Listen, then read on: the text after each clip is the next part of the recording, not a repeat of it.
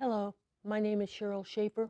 Welcome to another program of the Veterans Helping Veterans TV series. I'm really honored to present to you our two guests in the studio today. They are Colonel Leo McArdle and Major General Dan Helix. They are involved in a nonprofit group called the U.S. Volunteers. What is the U.S. Volunteers? I'm going to ask Colonel McArdle how it started. So, sir? Well, the United States Volunteers started quite a few years ago, back in the 1990s. Retired full bird colonel by the name of John Sullivan was busy doing funerals because he'd had an incident in life where a friend of his passed away and couldn't get his final honors. And he wasn't going to let that happen with other veterans. So he was doing it on his own and with a few guys he knew. And he just saw me in uniform one day and he grabbed me and said, "Hey." And he saw another guy in uniform, grabbed him and said, "Hey, we need you." And so we started doing military funeral honors for our veterans. And that was the start of the U.S. Volunteers. Colonel McArdle, can you tell us what your military background is? Yeah, I served 8 years in the active Army. Served in Korea, a couple tours in Vietnam and Okinawa. And then I got out and I served 5 years in the Army Reserve. And then I became non-deployable, as they say, and I wasn't able to continue my career. And I got out and I couldn't hang my uniform up. I just, the military was something I loved, and I loved my veterans.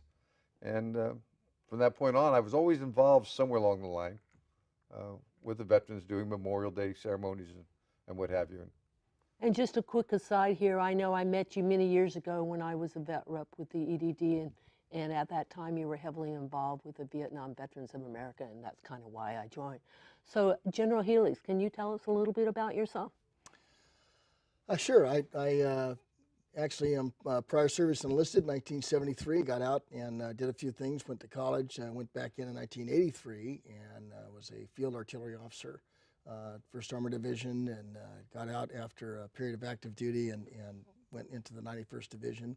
I have about 15 years of federal service and went on to get my education, expanded the education, got a master's and a doctorate, and had an opportunity to come back in to the United States Volunteers back in 2001, which I did, and started out as a chaplain there, and really progressed up through the ranks as the national chaplain, and then the assistant commanding general for honors, and then up through to the commanding general in 2011.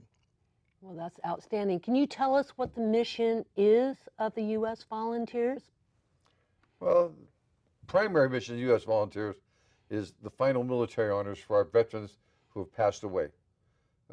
So we work with the active military. We assist them. We support them in performing the final honors. If they are not able to do the final honors for whatever reason, we will do the whole program.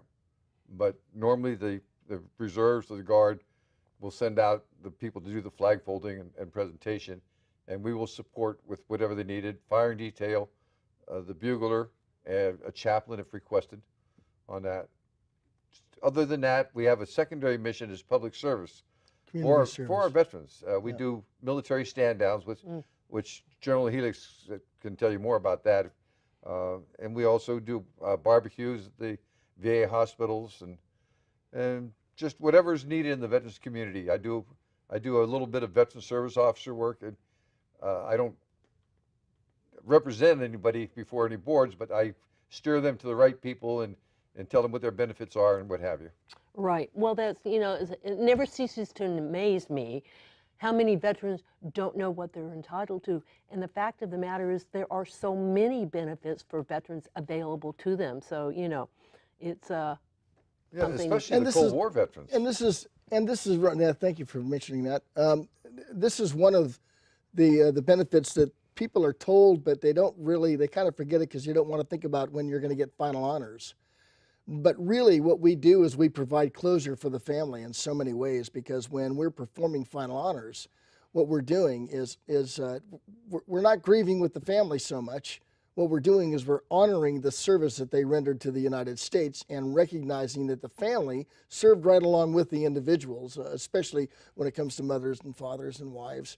The kids maybe not so much, but regardless, they're proud of their father or mother who has served. And when those honors are rendered, it's a very evocative experience, and it's a real honor for us. We say we're giving honors to the veterans, but the real truth of it is, I even start off when I've done several different services. I've done many myself, not as many as Leo, but I've done a lot of services, and I always start off with family and friends of those closest to the veterans probably have an understanding better than almost anybody else of the soulful experience it is to serve with in a uniform of one's country. And that's really the truth. And so we're providing that closure. And this is something mandated by Congress.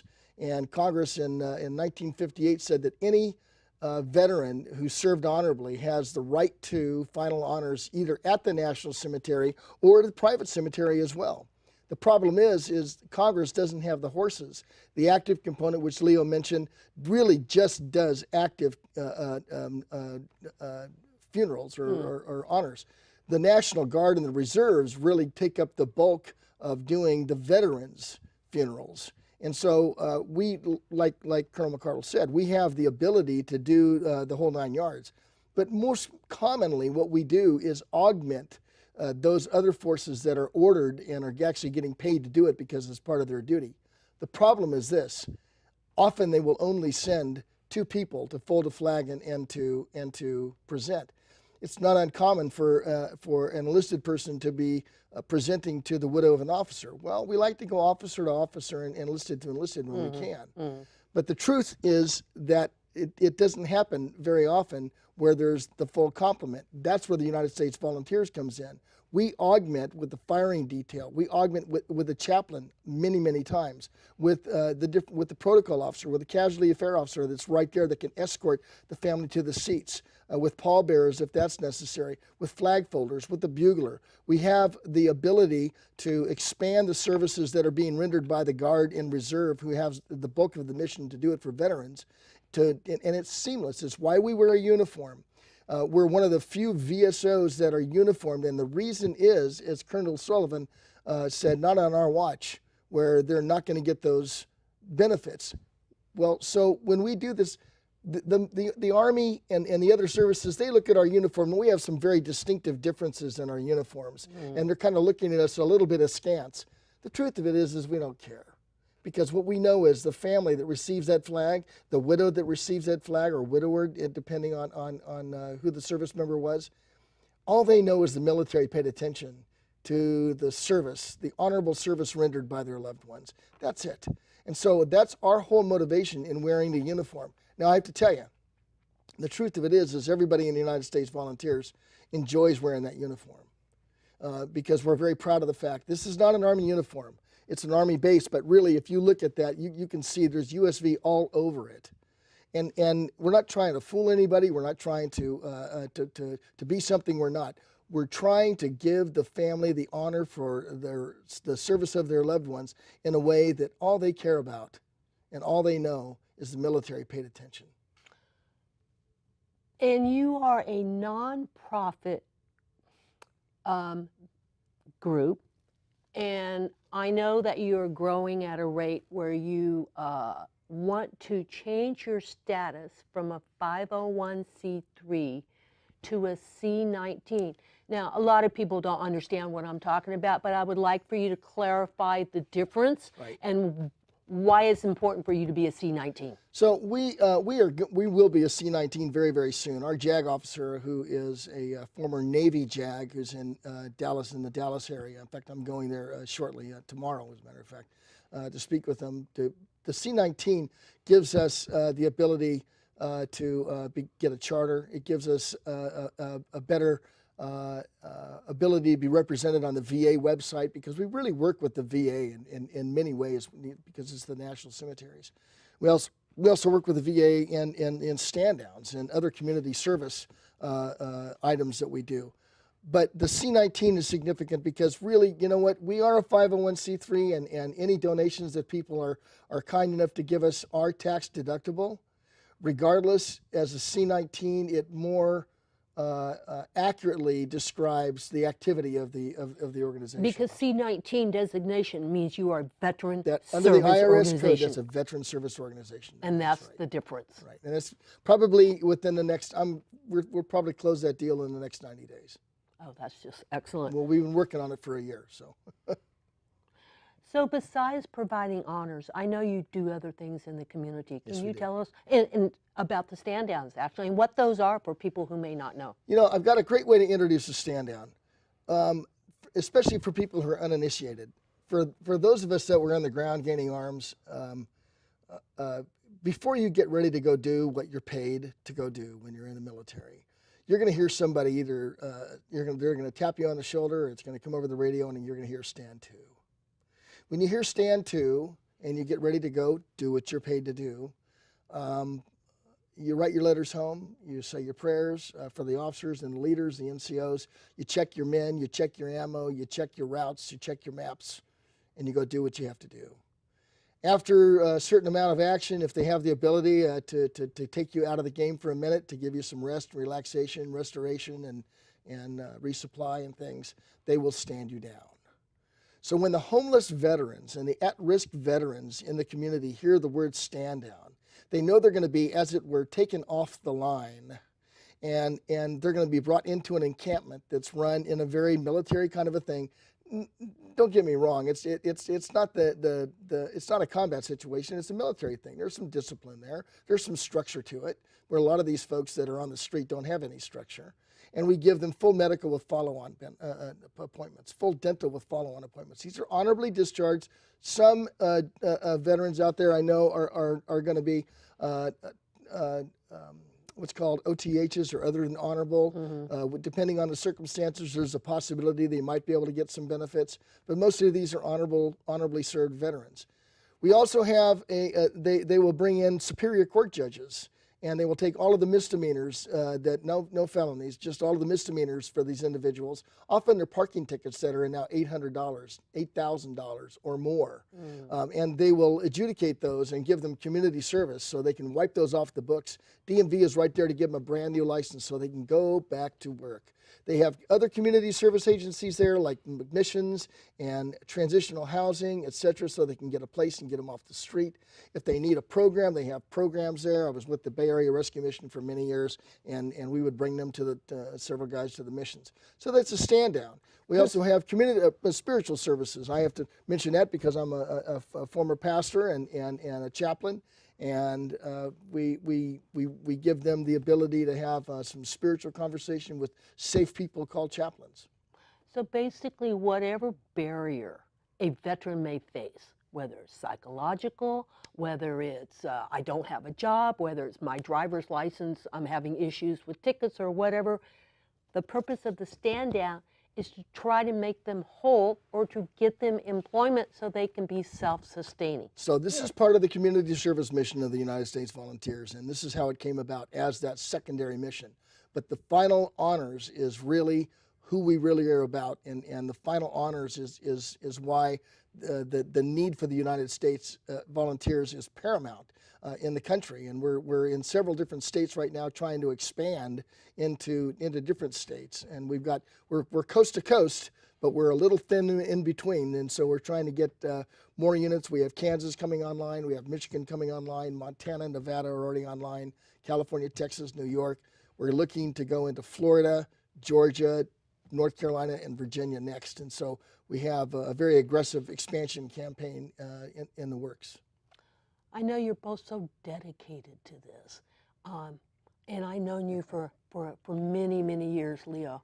And there's something about being in this group where you have a sense of camaraderie that you experienced in the military. Is that part of why you volunteer? Because you don't have to do this. You're volunteer. What do you both get out of this? Well, for myself, of course, the camaraderie. You know, I've got friends in there that I've made, but the main thing I get is kind of morbid to say it, but I get joy out of what I do. I consider it, it's more than just an honor. It's a total privilege for me to render honors to somebody who served. Right. You know, and I have my issues. You know, I served a couple of tours in Vietnam. I lost one good friend over in Vietnam. I lost a couple of guys out of my outfit that I knew. We weren't really good friends, but you know, I still knew them. Guys I served with.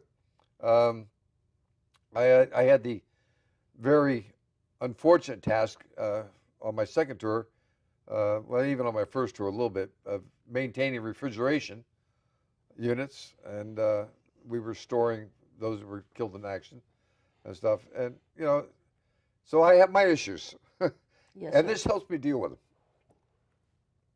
Why, how, I don't know, but it just helps me deal with it. We have a guy in New York, one of the first sergeants out there, who one night he and I were talking late, and he said, General, he says, you know why I like being part of the United States Volunteers? And I said, no, First Sergeant, what's that? He says, I'm 100% vet, and I've got some significant PTSD issues for stuff that I saw. He says, but when I put on the uniform of the United States Volunteers, I'd swear up and down that 50% of my symptoms diminished just because I belonged in a uniform again. And so it's a significant thing for us not only to give that honor, as Colonel McCardle so aptly put, but it also the camaraderie and the belonging. And it's not a uniform of our country, as it were. It's United States Volunteers, but we get to serve with those who wear those, and it's a reminder of the service that we gave our country. We often say that we gave people, we signed the blank check of our lives over when we raised our hands.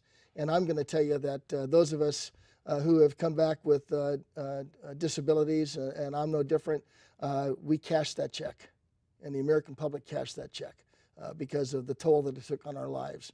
And I think that the significance of the United States Volunteers, though final honors is our reason for living, goes much, much further than simply another veteran service organization.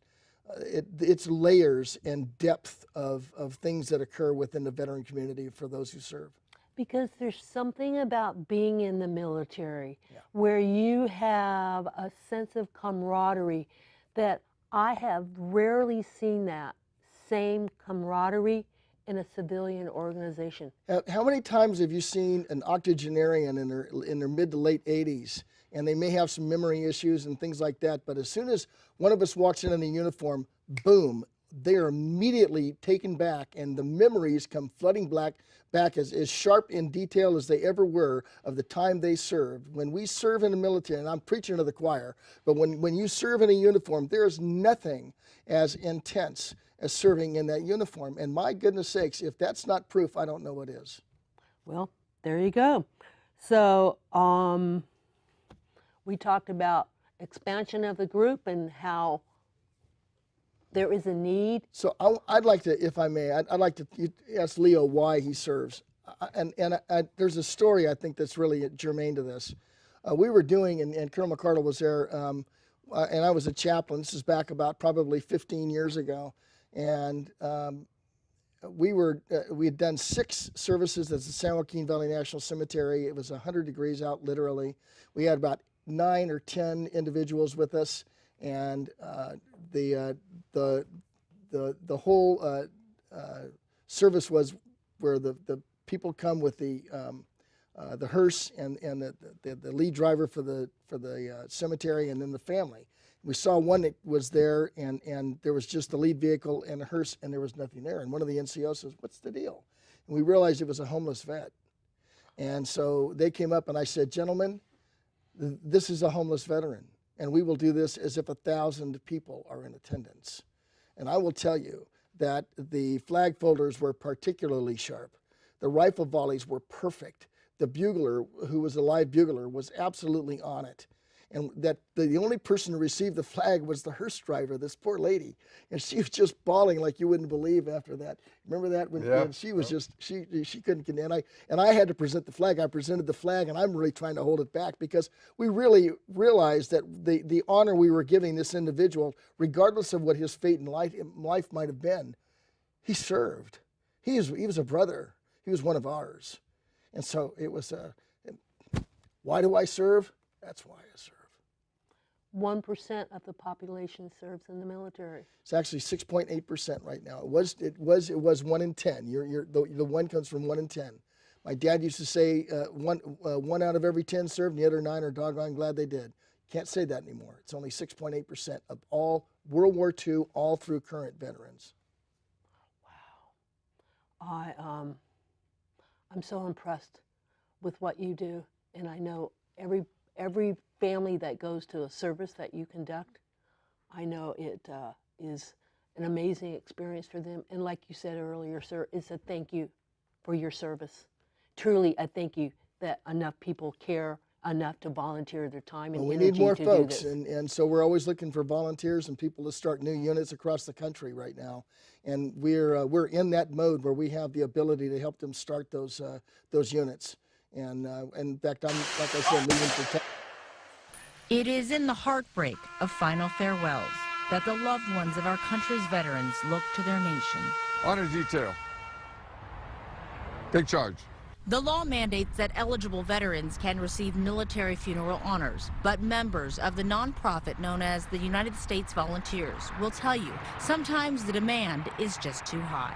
When my dad passed away, I had trouble getting anybody, and the only person that did the honors for my father was a nephew of mine and his wife, who were prior military, and they folded the flag.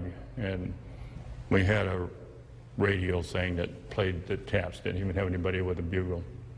So after that, it's like, no, this was something that I could do to help honor other people.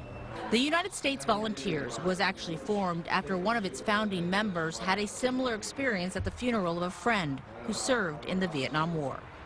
And there was nobody there to do honors. In fact, in his parlance, it was kind of insult to injury to do taps. They pushed a button and some electronic bugle from the ethereal netherworld came out, and that was it.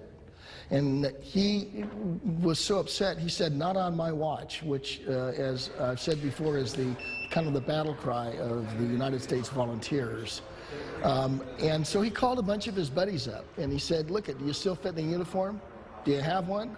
They did, and the United States Volunteers was formed, named after the voluntary unit started by Teddy Roosevelt in the Spanish-American War.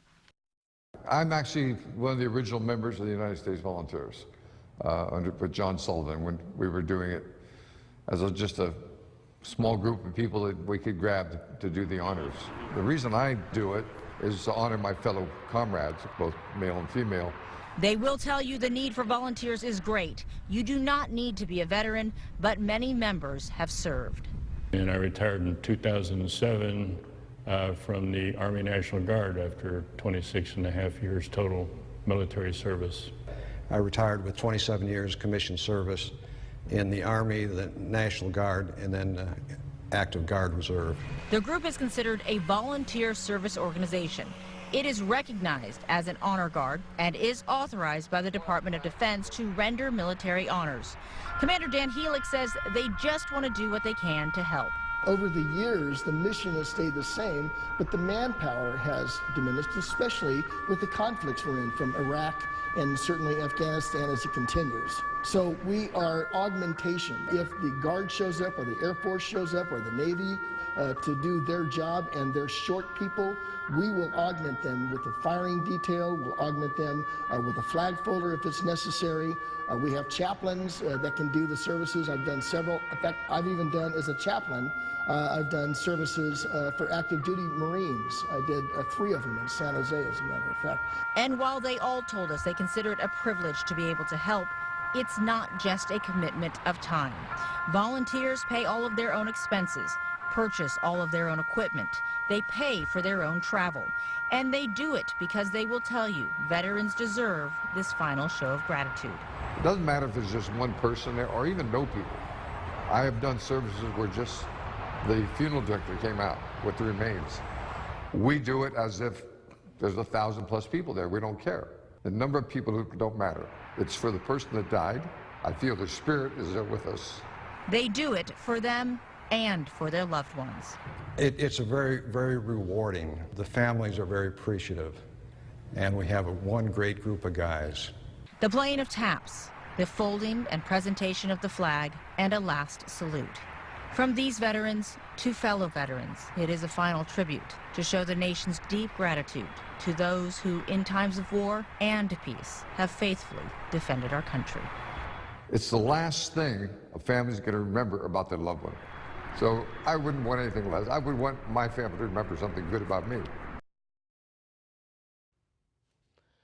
So it's really important to encourage others to join. So you don't have to be a veteran to be a part of this group. So, sirs, do you have some closing comments you'd like to make? Yeah, go ahead. Well, for one thing, I just would like to encourage veterans to go to our website and look at it and see what we're about, and hopefully would join us. And this goes for female veterans also. We have a couple outstanding female veterans in our organization. Absolutely. Here in California and in Texas. And also some of our handicapped, disabled veterans. I mean, just because you're missing a limb doesn't necessarily stop you from rendering honors.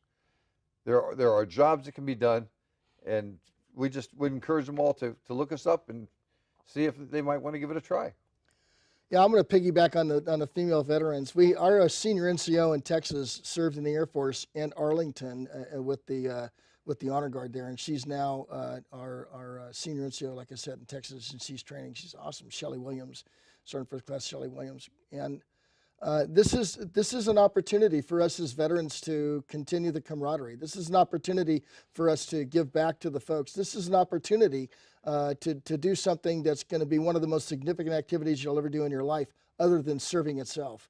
So I would encourage anybody that would want to join the United States Volunteers or start a unit in a state. We'll help you. We will not say no. If you have to have honorably served, that's the deal right there, to be in the United States Volunteers. So we're very hopeful that the folks will be inspired to find somebody, even if you're not the veteran, to see the person who is is a veteran that would like to do it. We hope they do. U.S. Volunteers, join us. Okay. Thanks. We thank you very much. So we're just going to keep on talking about, being a veteran. I never really realized